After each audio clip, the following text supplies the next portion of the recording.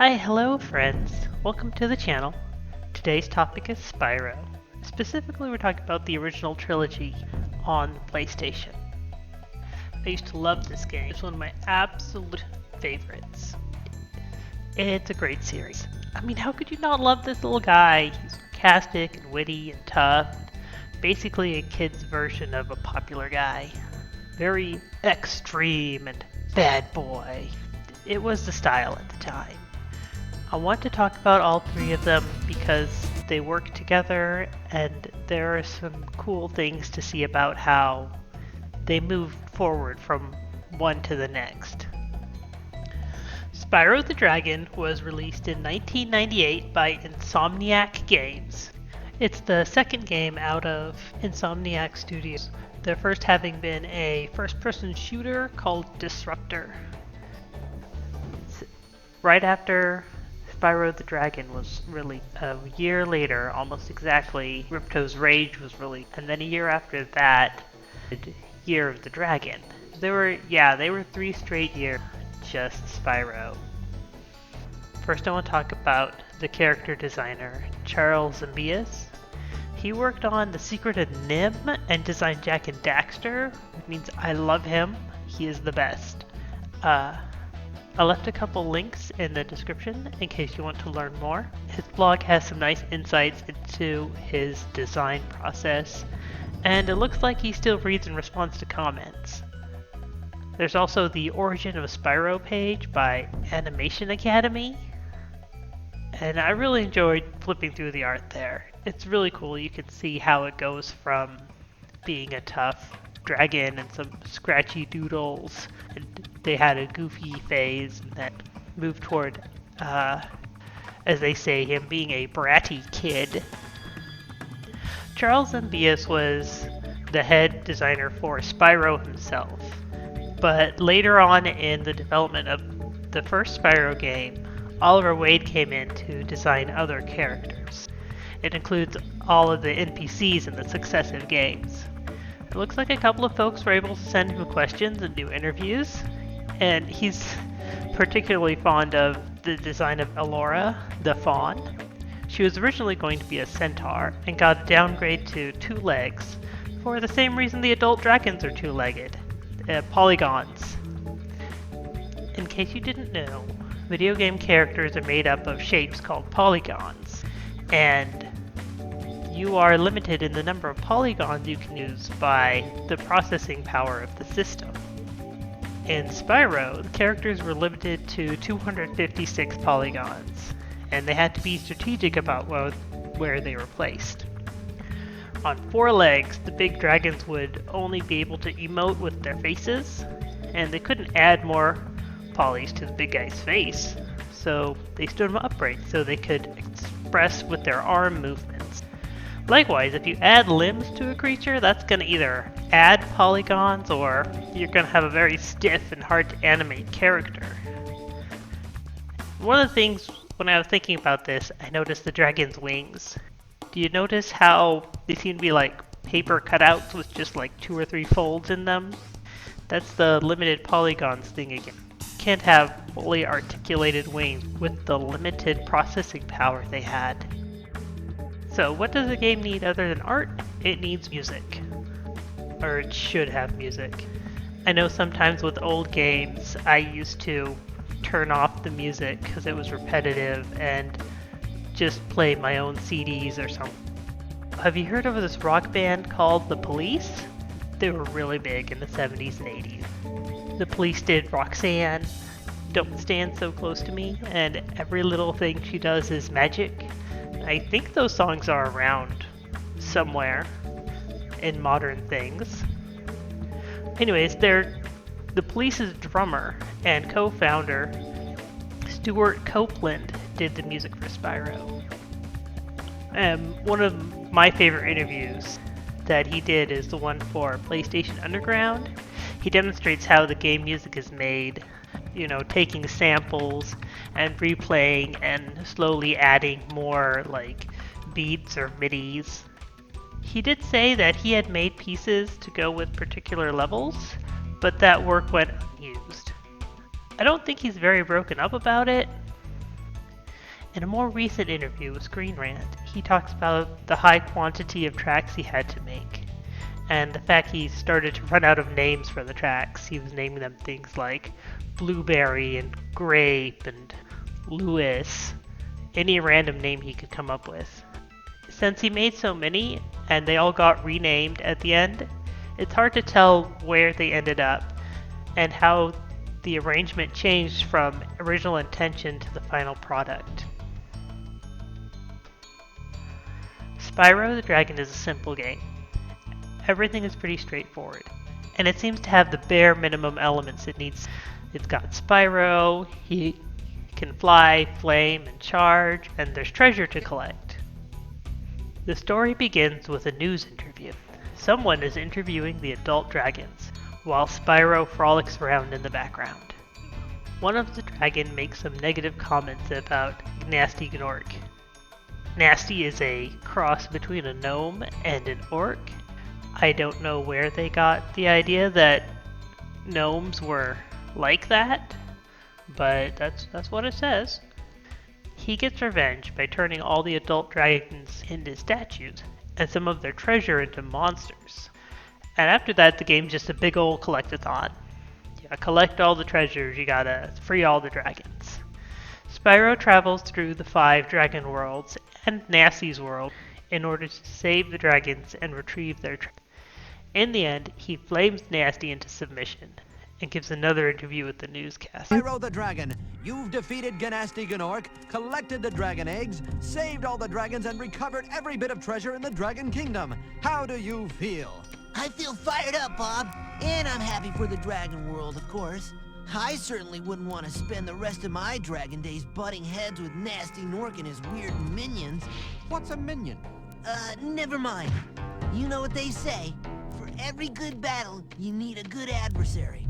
And I felt that Nasty, in spite of his misguided nature, was a worthy opponent. Uh-oh. Here we go again! So yeah, there's not much story. There's a little bit of world building in the fact that each of the worlds are different and the dragons that inhabit that world are unique in some way, either by their mannerisms, their way of speaking, or just their coloration. My favorite is the Beast Makers. They live in a swamp. They're very laid back. This is the only place where you free a dragon and he appears laying down on his side. It's kind of hilarious. Spyro. One day you'll be able to tell all the dragons about your amazing adventures. Sure, but what I'd really like to do is get out of this swamp. Mechanics in this game are pretty simple too. You can charge, flame, glide in addition to the normal run and jump of most games at the time. I remember getting real frustrated because Spyro can't swim in this edition.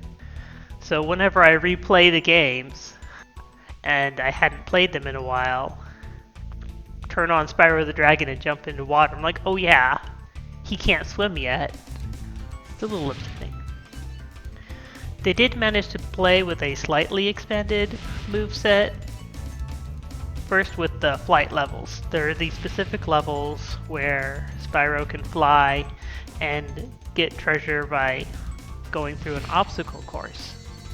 Some of the regular levels have power-ups. In this first, very simple game, there are only 2 kinds of power-up. There's the charge ramp that makes you run faster, and there's the fairy kiss that gives you super flame. Now the fairy's kiss is a lot more rare.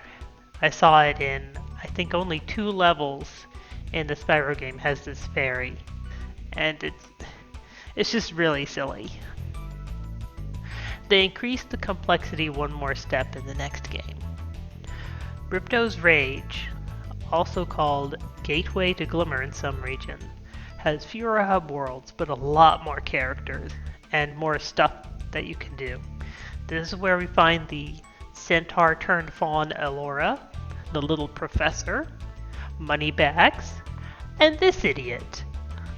A lot of people dislike Moneybags, but I think he's fine. Moneybags is okay. At least in Ripto's Rage, Moneybags is okay. Hunter, on the other hand, is a dummy. Both him and the professor present orb challenges. The orbs are the things you have to collect this time. Hunters are very difficult, and I hate them. And I especially dislike the fact that sometimes his dialogue alludes to, oh yeah, I had this thing in my pocket. I forgot we needed it to defeat the bad guy. Like, if you had a magic artifact and I need all the magic artifacts, you're not just gonna give it to me? Like, there's no reason for these challenges. He's just being a dumb jerk. The story is a bit more involved. On the surface, we still have to collect things and defeat the bad guy, but the guy we're fighting is a lot more interesting than a random Gnorc. Once upon a time, in a world called Avalar, there lived the Professor, Alora, and Hunter. They were trying to pull a dragon through a portal. At the same time, Spyro went through a portal to Dragon Shores. The little dragon hero was trying to go on vacation, but instead of ending up on the beach, he found himself in Glimmer, in the world of Avalar. He encountered Ripto almost right away, but the big meanie ran off before he could do much fighting. Alora asked Spyro to meet them in Summer Forest, and a new adventure began. In Glimmer, a kangaroo mouse named Pogo asks Spyro to help defeat lizards that are interfering with gem mining operations. Almost by accident, Spyro helps them and is rewarded with a talisman. Once he arrives in Summer Forest, he learns that Avalar is being taken over by Ripto and his goon. Alora explains that the talismans will help, and they can't send Spyro home without more magic orbs anyway. Spyro travels through the lands of Summer Forest, helping the other denizens along the way, and learns the origin of Ripto as he goes to confront Crush. The professor was experimenting with portals and magic orbs. They were getting ready to test run, when Hunter impulsively plugged some random coordinates into the device. It seems these coordinates led to Ripto's home, and pulled him through with his two goons. After discovering Avalar has no dragons, Ripto decided to conquer the place. One defeated Crush later, and Spyro is journeying through the Autumn Plains. After collecting all the talismans, he fights Gulp, and it seems Ripto is done for. The Avalar trio heads to Winter Tundra to create a new portal for Spyro, so he can go home. However, Ripto appears and takes a key component of the power crystal. Spyro must adventure through Winter Tundra worlds and collect more orbs to open up the arena where Ripto is hiding. Once Ripto has been defeated, the portal to Dragon Shores opens up. Spyro can finally enjoy the beachside amusement park, and even go to the theater after mastering all the games. One of the first things I noticed in this game, of course, is that you can swim. I love swimming in this game so much. I forgot that you don't start with my most favorite part, diving. You have to pay money bags for that. A few other things were added in this game, like climbing, a head bash, and a hover you can use to add a little height to the end of your glide. They also introduced super gates here, which replaced the charge ramps and fairy kisses. These super gates get activated after you've defeated enough enemies in the level. See, since they don't have Nasty's turn gems into monstrous power, they tried other motivations to get you to defeat all the baddies. Anyway, you get enough spirit particles and you can use the gates to throw big fireballs, run really fast, breathe ice instead of fire, or jump really high. Speedways replaced the flight levels, and the obstacle course now includes sections where you supercharge along the ground. Each of these also has a challenge from Hunter, which involves hitting targets or flying through rings. So the step up in complexity is pretty obvious. At this point, the team understands Spyro and knows how to logically add elements. It even has a better motivation for the 100% completion. Permanent super, and this super flame would carry over into new games if you did it right. Whereas previous Spyro, you completed the game, you just got to collect some more treasure. Year of the Dragon bumps things up one more notch, maybe two, with the other playable characters. You don't learn new moves this time, but meet characters with different abilities. Officially they're called critters. This game introduces little challenge portals inside of the levels. Sometimes these challenges require you to have released a particular ally critter.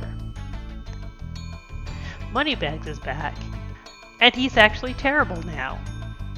He's been hired by the evil sorcerer, and this time you have to pay him to your ally critters, which is just kind of awful. It's just making money off of this conflict for no reason. Interestingly, this game goes back to the defeated enemies giving gems, without explicitly explaining that the treasure was turned into enemies. I'm going to assume that's the case, like the evil sorceress learned the same spell that Nasty Nork did to change all of these gems into Rhinox. A long time ago, the evil sorceress, greedy for power, banished the dragons to the other side of the world. Without dragons, the magic of the land slowly wilted away. This eventually caused magic portals, a primary means of transport, to fail, and the sorceress's own magic to seep away. The story begins with the dragons, now living on the other side of the world and referred to their ancestral home as Forgotten Worlds, celebrating the arrival of dragon eggs. Presumably to get magic back, the sorceress ordered the eggs be stolen and brought to the Forgotten Lands. Bianca, a student of the sorceress, craftily had the eggs stolen while the dragons were all exhausted from the celebration. By the time they realized what was happening, it was too late. All the eggs had gone down tunnels into the Forgotten Worlds. The eggs were too heavy for the fairies to carry, and the holes were too small for the adult dragons to go through. So Hunter, Spyro, and Sparks embark on the adventure to collect them. In their journey, they assist the denizens of the Forgotten World and reactivate some portals to their homes. In return, the denizens help them travel. Some old friends from Avalar are there, like Moneybags. The team is consistently interrupted by Bianca, trying to convince them to leave. At one point, she even promises to take care of the eggs, and that no harm would come to the baby dragons. The eggs, it should be noted, are fairly durable. Throughout the adventure, healthy dragons hatch from eggs that have fallen from a great height, been caught in machinery, had a wolf chew on them, experienced an explosion, and more. Over time, the sorceress becomes more and more frustrated at her students' inability to eliminate the dragon foiling her plans. She lashes out more and more, revealing her cruel and violent nature. After Hunter is captured, he and Bianca have a talk about what can be done to end things more peacefully. She can't bring herself to release Hunter immediately, although her trust in the sorceress has been worn down to a thread. Before she can suggest a peaceful resolution to the sorceress, a horrible truth is revealed. It will smash them and crush them and grind them and tear them! Oh, yes! Smear them and smoosh them and crack them and crease them! But, won't that kill them? That doesn't matter, as long as I can still collect their wings. What? All this time you've only wanted them for their wings? Of course, you ignorant girl. I need them for a spell, so I can live forever. Wait a second. This broke whatever loyalty Bianca had left. She finally joins the good guys, freeing Hunter and rushing to help Spyro. After defeating the sorceress' minions, and retrieving most of the eggs. The only thing left to do is beat the sorceress herself. The battle is vicious, but Spyro gets lots of help in the form of various weapons and vehicles. Finally, the sorceress is pushed over into the lava. There's joy in all the lands, and everyone celebrates her defeat. Meanwhile, however, the sorceress pulls herself up, gathering strength for one last attempt. She manages to hide herself in a place that will only open to one possessing all the dragon eggs and even more treasure. It is unclear, even after the sorceress has eaten a second time, whether dragons return to the Forgotten Worlds to stay. One would hope that they at least visit from time to time, ensuring the portals and other necessary magic stays active. Oof, that's a lot. Gameplay is mostly the same. You've got all the same controls for Spyro as you did for the previous game. You're basically doing the same thing of collecting items to open up new worlds to explore. But this one adds the mini levels that, as mentioned before, some of them don't open up without the right critter ally, and some of them just have like little pocket universes. This way they could do things like have a large ice rink or racetrack or a skate park without having to figure out how to fit it into the level. It's probably also easier for the developers to turn on and off specific code for things, like tracking your skateboard tricks score just in this one area. Of course, the biggest addition is the new playable characters. Sheila the kangaroo has a high jump, a kick, and a pound. The penguin can fly. The penguin can fly. The penguin can fly and shoot and drop things. Yeti smashes and deflects projectiles. The monkey has a laser pistol. Oh, and Sparks. Sparks is playable now. He's got his own little levels where the game turns in a top-down view where Sparks is just shooting little guys to get to the egg. It's really cute. So they added a lot of stuff for this one. Well, that's it. That's the whole trilogy. Everything I wanted to share about it. It's a comfort series for me. I have lots of nostalgia and good memories of playing it. And it's nice to share. I like sharing things that I like. I like something and I want to talk to people about it, and this way you can choose whether you want to listen to me.